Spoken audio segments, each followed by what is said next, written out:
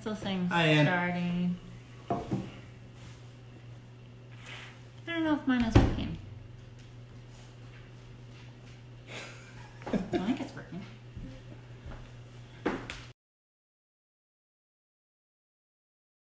Let's see. See if it's working from here. Sorry, y'all. This is our first time. Yeah, we're good. All right. Hi, everyone.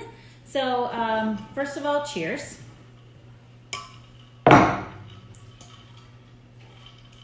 All right, and second of all, for those of you who are tuning on to either Vic's Instagram or mine that don't know us, I'm Dr. Kelsey DeMello, and I specialize in more pre-postnatal health, pelvic floor issues is kind of my more of my realm, and I'll let Dr. Vickers introduce himself, and we'll get started.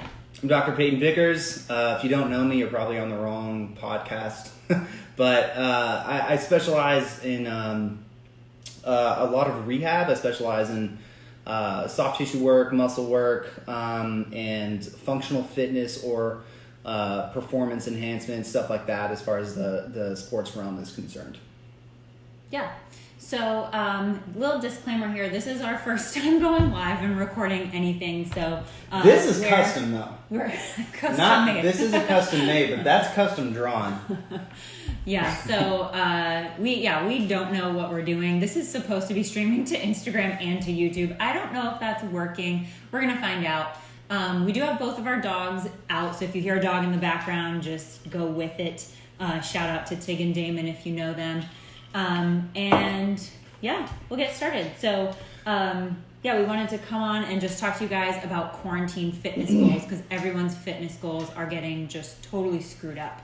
Do you want to touch on that a little bit? So really, it's a vague way of diving into what her and I have been talking about for a long time.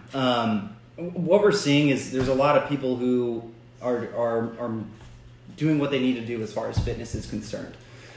The things that we worry about is people, myself included, that are, I wouldn't say gym rats, but they're in the gym. We have weights, there's equipment, there's classes, stuff like that. People are, so what we're seeing, I guess, is what we're diving into. So what we're seeing mainly is that people are they're just kind of shooting in the dark, which I get. It's not their realm. The reason why we want to have this discussion is because goals have been skewed. I have goals with my squats. I have goals with my bench press. Those have been skewed dramatically.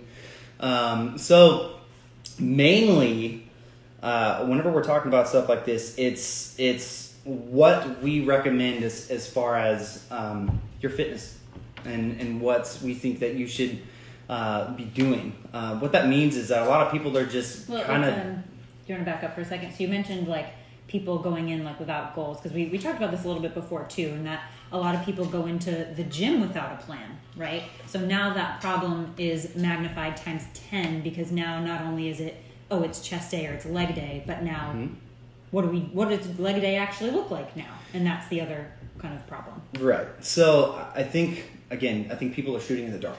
I think people are choosing things that are just harder, or sometimes they look fun, and that's fine. There's going to be a lot of high rep stuff.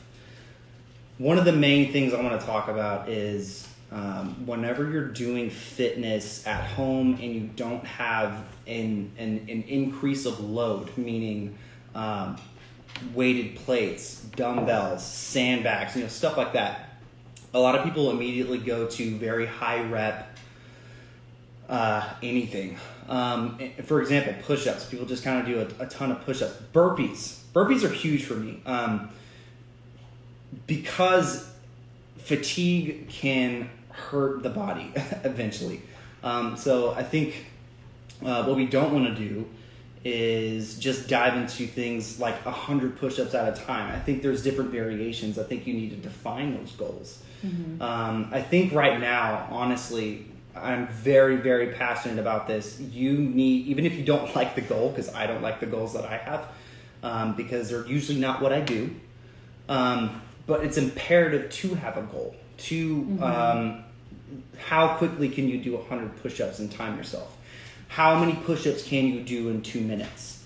Another thing is it's an absolutely perfect time to work on accessory work. What does accessory work look like? For example, I know people that can squat 600, 700 pounds, but they can't do lunges very well because they're just uncoordinated. So functionally speaking, this is kind of what we're diving into, functionally speaking, that doesn't really make a lot of sense. So let's define that function then. So that's like something that, you know, I'm really big on is like using weight in the gym is going to do one of two things. It's either going to take you past your body weight and surpass your body weight in terms of difficulty, or it's actually a crutch to, because you can't control your body weight, right? And that's kind of what you're referring to in a sense, is that like, you know, someone who can, they can't bench press their body weight, they should be focusing on a push-up. Right, Sure. and that kind of a dynamic. So in a lot of ways, we don't think of weights this way, but weights are actually a tool to aid you when you can't use your body weight. So in a way, these workouts should be more challenging for people at home right now. Sure. Yeah, I think they affect the muscles differently depending on the rep ranges and things like that. As far as defining what I mean by like functional, so I am a guy who, if you want to be stage ready in 6 months, you should probably not come to me. Mainly because, so here's the thing, and I'll preface with this. If you come to me and you start doing my workouts, you're going to look better, you're going to lose weight, you're definitely going to be stronger, you're definitely going to be faster. Those are kind of my goals. With that being said, as far as aesthetics goes, those are not my number one goals. So mine are more movement patterns.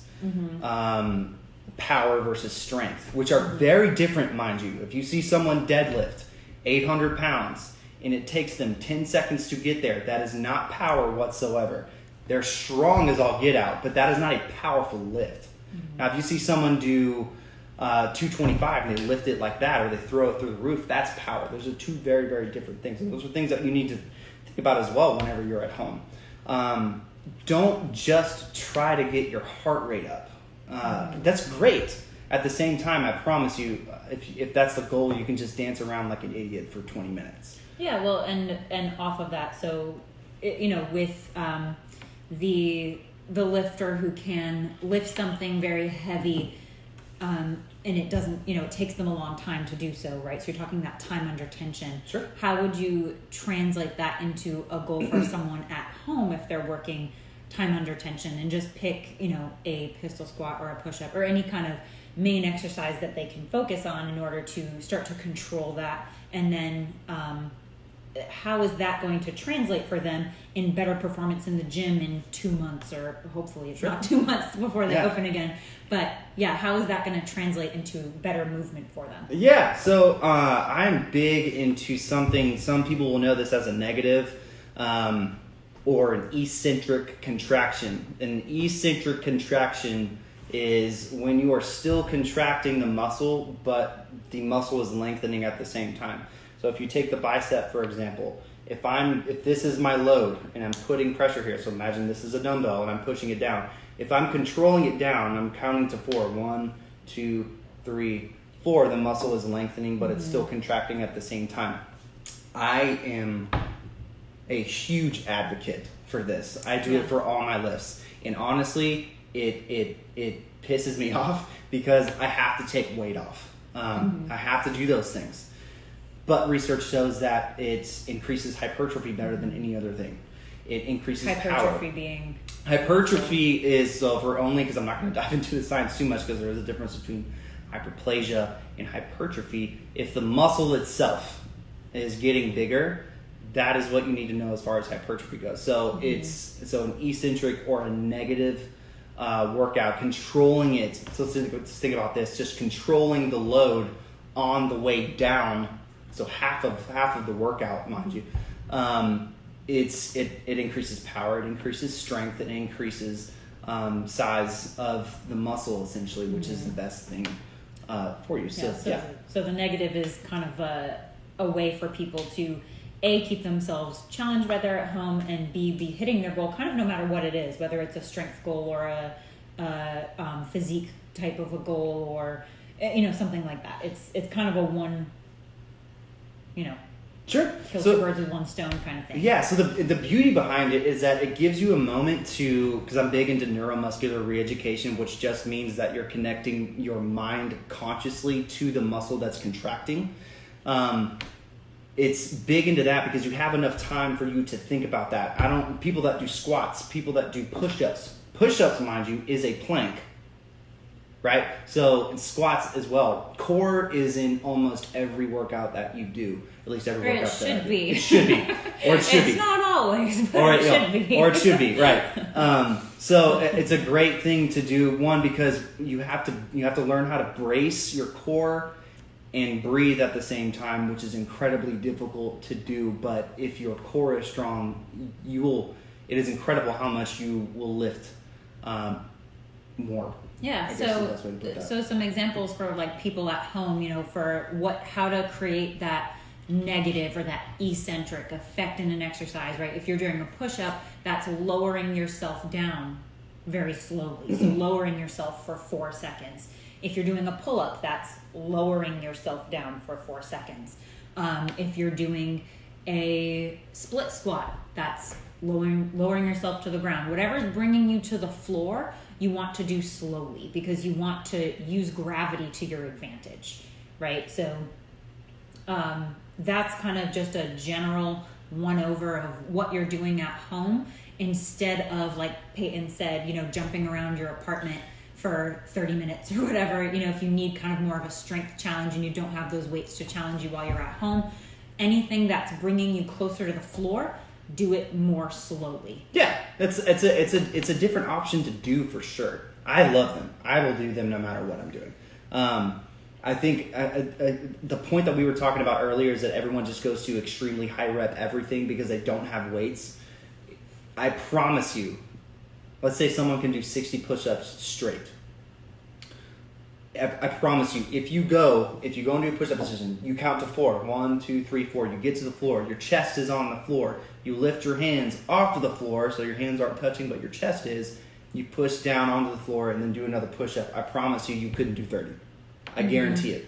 That's kind of the thing that we're trying to dive into is like you don't just have to like get your heart rate through the roof. This is a great time for accessory work, building a great foundation to prevent injury. This is kind of where you and I, as far as personal trainers and doctors at the same time, it's a great time to prevent injury and get stronger at the same time. Yes, and that also kind of touches on too, like you were saying, if you're doing those push-ups correctly, right, you're doing them slowly and with an eccentric kind of a tempo, you're also you're taking advantage of the fact that body weight exercises are self-limiting, right? And so that's kind of a hard concept to understand, because if you were to go to the gym right now and you took 20-pound dumbbells and you did 10 presses with them, right? In 2 weeks, if you were doing the same thing, you would actually regress in your strength and in your ability and your muscle tone. And that's something that's actually not true of body weight exercises. So if you do a push-up and you do a 4 tempo down, that actually ends up, 2 weeks from now, that's equally as difficult, or, that's made to be the same level of difficulty, because it's a self-limiting exercise. Your body weight is always evolving. Your body dynamics are always evolving. So your body can never, essentially, it's kind of a weird way to put it, but your body can essentially never acclimate to itself. And so, this is a really great time to work on those fundamental movements that, are going to translate to, if you can do a push-up for 4-second eccentric and you've got great core control, that's going to translate to a better bench press. Yeah. And that's something that I think a lot of people aren't taking advantage of right now and aren't thinking about right now is, function and how can I not only maybe maintain my fitness level, but hopefully even improve their fitness level, right? Yeah. And improving those little functions will make you more efficient in the gym a month from now or however long it is. Yeah. I think you don't have to get crazy in the gym. I keep moving the table. I'm sorry, laptop. You don't have to get crazy in the gym, and I'm going to get super passionate about this. So I promise I'm going to try not to yell. But people that are standing on Bosu balls while doing a dumbbell shoulder press and whipping a rope around at the same time, I'm going to tell you something right now. I will call you out at any moment in time. It is not impressive. It's stupid. Why? Because it has no point. There's not a point there. What's your goal? Someone's going to tell me, one of y'all is going to tell me to increase balance. I've seen the research. It does not help. Every time you get on a boat, an unstable surface, and then you get off of a boat, how many of y'all feel like you're still on a boat? Okay, it's your body's adapting to that. The only person that would be functionally good for is a clown or someone on a tightrope. So stop standing on Bosu balls. It doesn't work. That's not what you're supposed to do. Bosu balls. I hate them. Now, not all the time. If you can do push-ups on Bosu balls, that's fine. But a lot of times whenever I ask someone who is standing on a Bosu ball what the goal is, they say balance. And I think that's just their obvious answer. And the point of that is make sure you're sitting down and you're not just going on CrossFit.com and looking up a 15-minute AMRAP that you're going to do every day. Those are, for one, a 15-minute AMRAP is not going to cut it. It's just not. It's hard. Don't get me wrong. I'm not dogging that whatsoever. It is hard functionally. It depends on what you're doing, but well, and also functionally maybe not the best thing in the world, right? But I'm big on training for your goal, right? So yes. That's a good segue actually into what we kind of came here to really talk about, what this topic evolved from was that you have to train for your goal. And right now people's goals were crap, right? With everything going on. Some people don't have goals. Right, which is the other problem, but that's another whole other subject. But the reason this whole topic came to be is because I was prepping for a show that was supposed to be April 25th, the Phil Heath here in Houston. And I was super excited for it. I was getting excited. I was actually kind of on the fence. And then I weighed myself the Saturday before all the NPC shows were canceled. And that Saturday, I was 6 weeks out from the show, and I was only 4 pounds away from my previous stage weight. So then that next day, all the shows were canceled. So not only now do I not really have the opportunity to train towards the goal that I wanted to train for, but even if I wanted to use this extra time to build muscle, it seems kind of just impossible from where I'm at. So I approached Peyton a few days ago. I've been bugging him to do this podcast type of deal for months. And I approached him a couple days ago because Peyton, even though he doesn't look like it, was a gymnast in a previous life. And so he has a ton of really valuable experience with body weight exercises and progressions, which means making them harder or easier depending on your fitness level and your ability level within that exercise. So what she means is I'm not that skinny anymore. That is what I meant. Yes, and I don't mean in a bad way. You're so jacked now. Okay, relax. The photos of you in gymnast were very tiny. Yeah, it was. But yeah, so I told Peyton, I'm pretty good at push-ups, and I don't know about you, but I've seen a lot of shoulder injuries in the past couple of weeks of people doing a ton of push-ups. Please be careful with that at home. But doing a lot of push-ups at home, and I know to do a lot of the eccentric stuff. But one thing I still can't do, even though I'm an extremely athletic person, and I think my abilities in the gym are pretty good, is a handstand. I cannot kick up into a handstand. I can do headstands. I've taught yoga for years, and I've just never been able to do it. So, as a preface, when she says handstand, she means standing without a wall. Yes, like a handstand yes. that she can hold for 10 plus seconds. Yes, that's her thing. So Peyton is going to talk us through what do we have? 4 levels of handstand progressions? Yeah. So again, as a preface, we're gonna upload. We did this prior. I showed her exactly what needed to happen. So we're going to upload the proper progressions to this. So a few things that we need to dive into. One, you need the range of motion. You need the proper range of motion of the shoulder, of the elbow, and of the wrists. Wrists are huge. A lot of people are going to hurt their wrists, which is a lot of times. So what I don't want you to do is just go dive into a handstand, because honestly, that's tough to do if you just dive in. That's a lot of weight. I mean, from here up is what your wrist is going to be handling. So the range of motion is huge. You want to make sure that you have that. And if you don't have that, what I would recommend is working on that by working on the flexibility of the wrist. Just kind of getting on your knees, pushing here, pushing back, things like that. You also need strength. Everyone's going to say shoulder strength. Duh.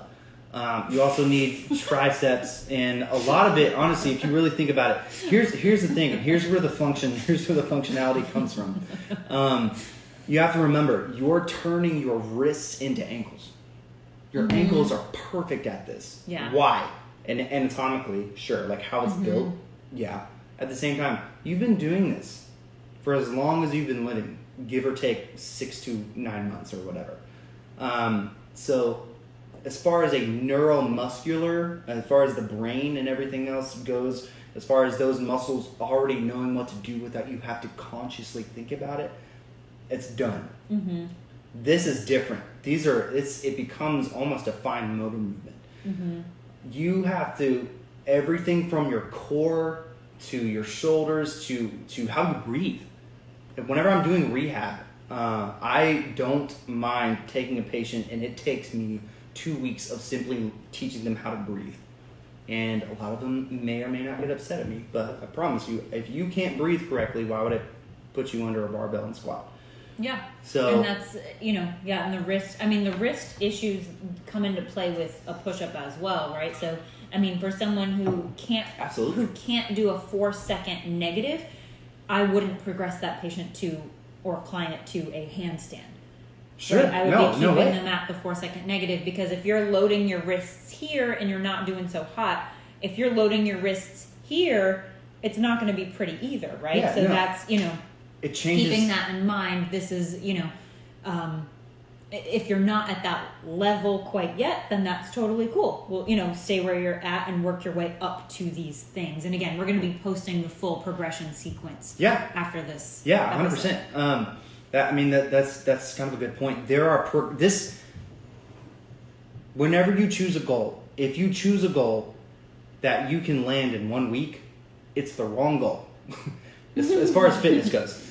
If you, unless you know how to do handstands, I still do. I'm not going to go do parallel bars or high bar or anything like that, but I can still do handstands. That's something that I've been taught at a young age.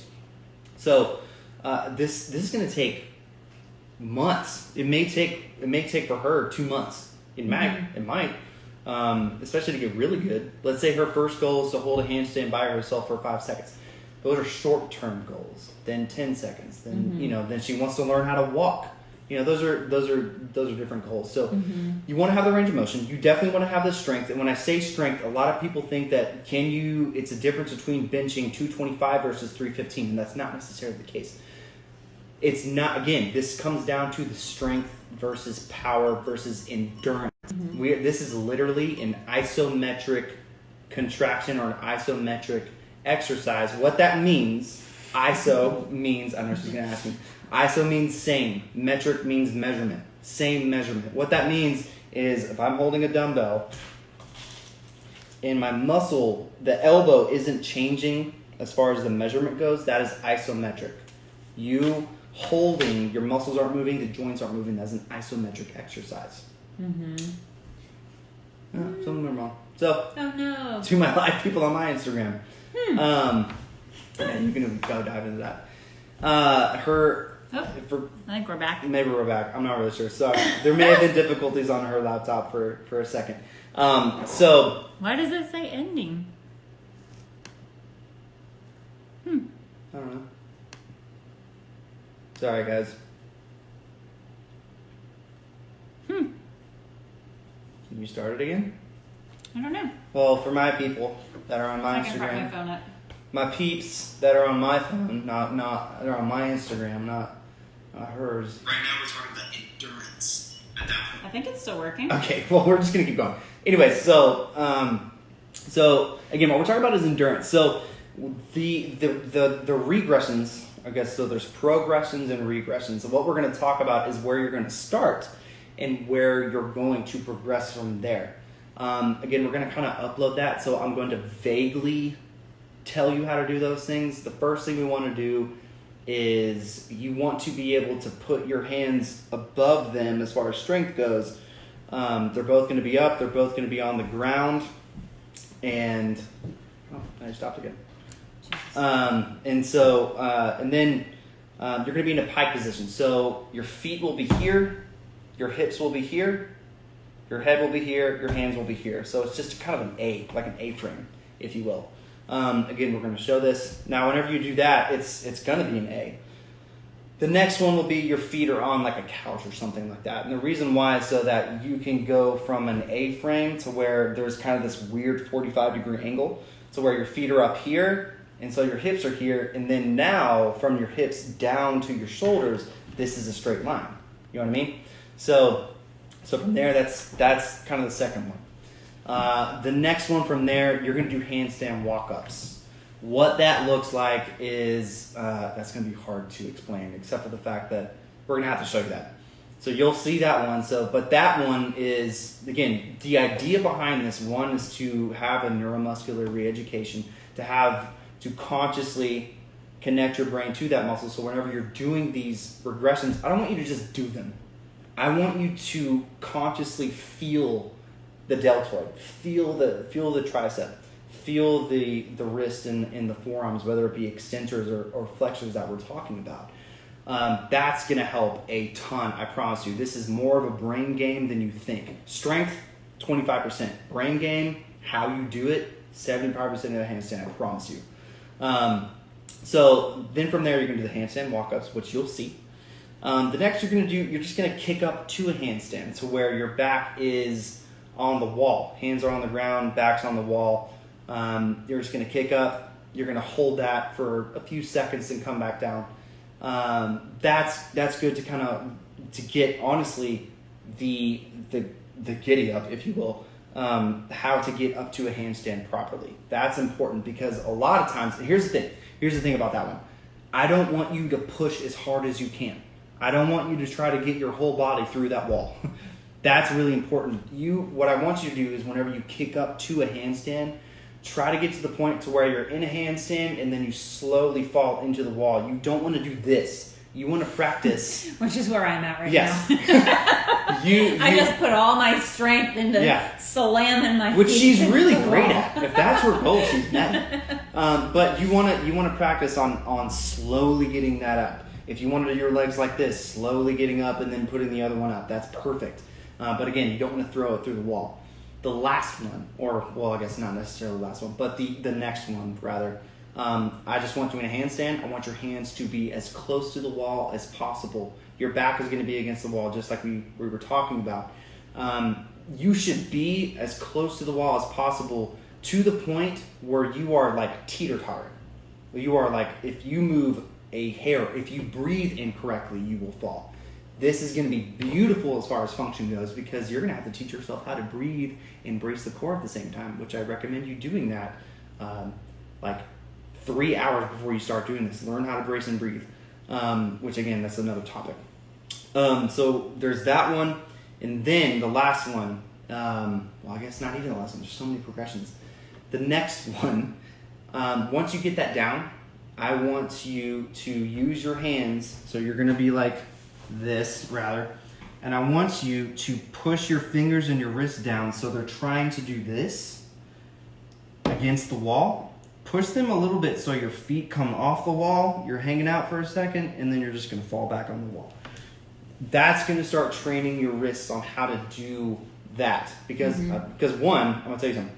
If you start falling here, there's nothing you can do because you don't have fingers that do this, right? Mm-hmm. So if you want to fall, you want to try to go a little bit this way because you have an anchor that's going to be pushing against you to try to push you back. Which is kind of what Vic said earlier about like you're now using your hands are feet, right? So the thing about our feet that keep us upright is the fact that we have, the foot here and then the toes that keep us balanced. That's why we don't just topple over, right? So you're unless you're Michael Jackson, he was really good at that. Yeah, so essentially, if making sure you're not using your fingers or you are using your fingers for the same purpose, more or less. Right. So, yeah, is that all the progression? Yeah, and then honestly, once you get that comfortably, you can kind of lose the wall, and this is kind of where you're going to start realizing that you've probably been kicking too hard. You don't have a wall there anymore. You're going to not have a wall. Try to get up, and then from there, you just want to hold it. You want to hold it for a few seconds. If you start falling forward, make sure you roll, tuck your head, for God's sake, don't hurt yourself. But yeah, those are, again, we're gonna show what we're talking about after this. It may be 30 minutes to an hour after this, but we've taken the videos, we've taken the photos, we've made the video. We're just gonna make some tiny edits. Yeah, so you guys are gonna get to see all of those images and videos of all the different progressions that Vic just talked about. So we're doing the outro. We're good. Yeah, I think so. Here's some of the summary, because I'm very passionate about this. So I'm trying not to blab, but your goal in fitness should never be lift as heavy as possible for as many reps as far as you can, as quickly as you can. That should never be the goal. Which, I'm not bashing CrossFit, but I will absolutely bash some of the CrossFit gyms. As much as I'm not bashing chiropractic, my own profession, but I will absolutely bash some chiropractors who think they can cure pancreatic cancer, for example. So again, try to find a goal. Try to, if it's push-ups, if it's a handstand, if it's running longer. Here's the thing: why won't you go unless you're a marathon runner? Then don't talk to me right now. But why don't you? You can run, talk to me. I've run a couple. Yeah. Why won't you run 23 miles right now? Right, but I guess too, in the framework of picking a goal, don't let the fact that you don't have the equipment necessary to make your goal happen limit you. Right, like if you have a squat goal, focus on a pistol squat and getting really good at that. If you have a bench press goal, focus on your push-ups and your handstand, right? And kind of, because I think that's kind of the pain point, is that people are getting just frustrated and dialing it back to like, okay, let's work with what we've got right now. They have to change their goals. The point that I was trying to make is, why don't you run 23 miles right now? The reason why is because you can't run 11. So you have to try to go 4 or 5. Mm-hmm. You have to, just because you have to think of it in miles. Like, what's your goal? Can you do certain things? Do you have these prerequisites? For one, if you don't have to squat below parallel for it to be a squat. So if you want to work on the accessory movements for that, if you want to strengthen your external rotators, your internal rotators, if you want Dr. Kelsey or myself to look at videos, I would welcome Please that. send videos. Yeah, I would welcome Please. that to just to kind of look at you and see what we recommend from there. Again, I'm personally all about function. So I have treated, functionally speaking, a woman who was pregnant and she was scared that she didn't have enough strength to hold her baby. You know what I did? I gave her a 15-pound weight and then a 20-pound weight. Why? Because I shoot through the move. And I had her hold that and just walk around the gym for 5 minutes at a time. So those are things that we need to think about, right? Is find your goal, and then functionally, let's you and I talk about it. But at the same time, it's not always high rep. Challenge yourself with negatives. Look to basic movement patterns, whether it be a horizontal push or a vertical push. A vertical pull, like things like that. Ultimately, I'm really proud of all my friends, because I see all of them getting outside and working out and finding goals, and I'm really proud of this one here, because handstands are not, as much as it's like fun to talk about, they're not easy and they're extremely frustrating.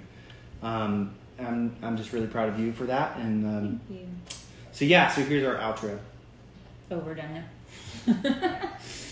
All right, so like I said, I've been bugging Vic to do this for months, and thank you for finally agreeing and finally doing this with me. Sure, absolutely. So we're going to be looking for topics from you guys. We have a list of things we want to talk about already, but our ultimate goal is to serve you guys the best we can. and to be able to provide as much value as humanly possible, and to dump just all the knowledge that we have to make your lives better. So if there is something you want to hear about, whether it is nutrition related, fitness related, chiropractic, health, anything you can think of in that realm, please shoot us a DM. If you have my cell phone number, text me, call me, let me know. I love unsolicited FaceTime calls. Just FaceTime me out of the blue. Don't do that to me. Yeah, you do that to me, I would love it. And let us know what you want to hear. What do you want to hear more about? We would love to talk about that and take suggestions and be able to just help you guys the best that we can. Yeah. So let us know what your suggestions are. I'm thinking so we went live basically because we don't know how to record a podcast. Like, we literally just did this on the fly. Not even a true podcast. So eventually it will be a podcast. So be on the lookout for those announcements. I think our plan for now, while the quarantine is going on, is to go live once a week. We want it to be kind of a date night vibe. That's why we have our whiskey and our wine, so that people can just kind of tune in with their drinks and listen, and we'll go from there. But I'm hoping in the next couple weeks we can go live, and then we'll also be figuring out how to turn this into a podcast. So that way we don't have to necessarily be going live, and y'all can just listen at your leisure. So that's the plan. Yeah, for sure. I think, and if y'all have any questions about us, like why we got into chiropractic, how we got into fitness, our stories, we'll definitely talk about that as well. One thing, because I do support local, and this is a local whiskey. I should have had it over here. Oh yeah, we should have talked about this earlier. So that's all the fitness information we have. But if you really care about Vic's whiskey, stick around. It's actually pretty cool. He got it from a local spot, and he's been waiting for it for a long time. So all my whiskey drinkers, this is King's Beer House. They have a whiskey that they put apples and honey and cinnamon and all kinds of really cool stuff in it. They're selling that to keep their restaurant and their bar alive.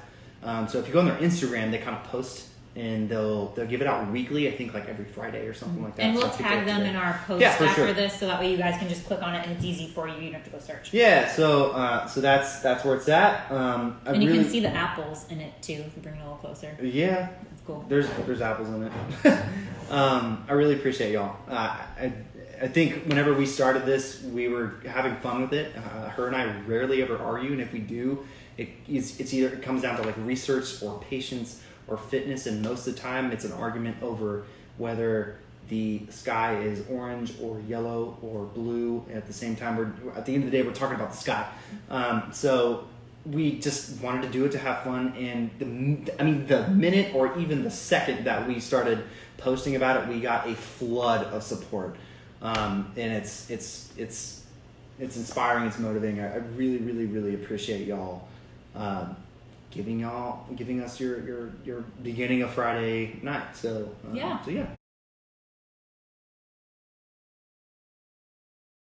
Thank you guys, and that's it. Like I said, if you have any questions, DM either of us, text us, call us, let us know. We'll be taking your suggestions and go from there. Thanks. Cheers. Bye.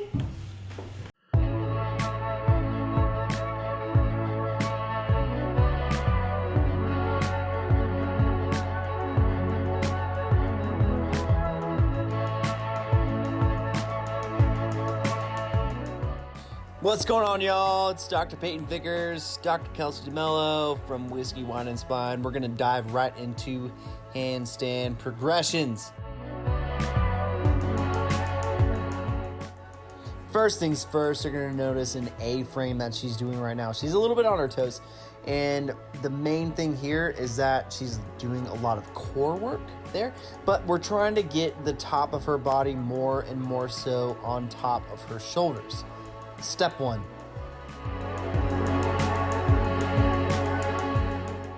This is step 2. Her feet are elevated. You're going to notice from the last one, her shoulders weren't as over. The more that we progress, the more you want more so of the body on top of the shoulders. I'm going to show you what I don't want you to do.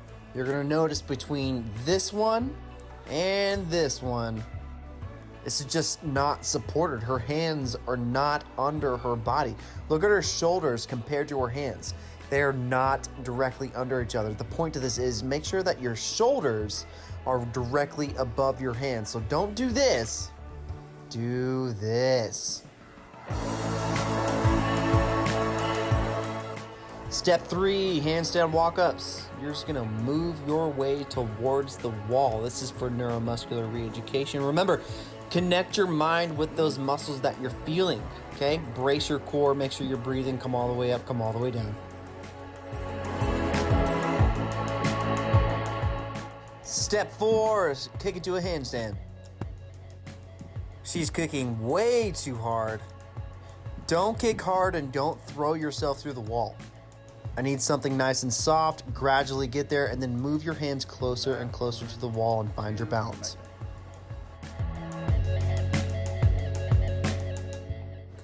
Step 5, you're gonna get up to the wall nice and soft, find your balance, and I want you to use your wrist to get your body away from the wall. Practice your balance. All right, whenever you're at this stage of progression it's all gonna come down to this bad boy right there.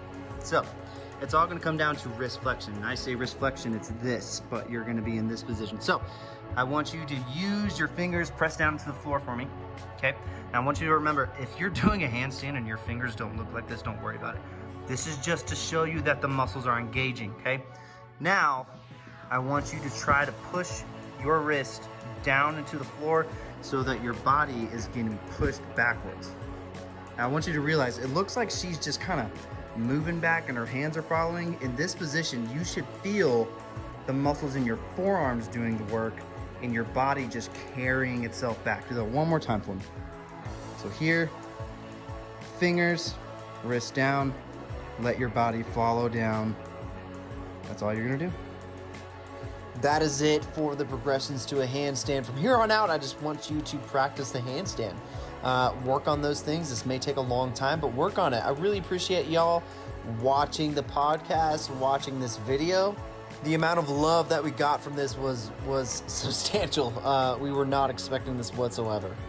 We are going to continue forward. We're just going to keep doing what we're doing.